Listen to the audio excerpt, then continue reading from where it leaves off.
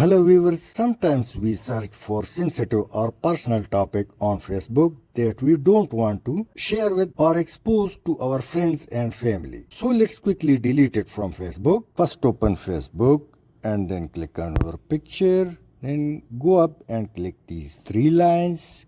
Come down and click settings and privacy.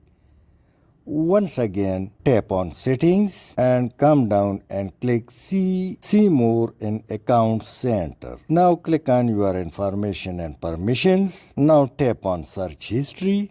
And when it opens, so if multiple accounts, you can clean history one by one or simply click the button clear all searches. So now this interface appears, so scroll it up. Let me click in all the time and once again click the button clear all searches. Now you can see the message clearing searches. Thanks for watching.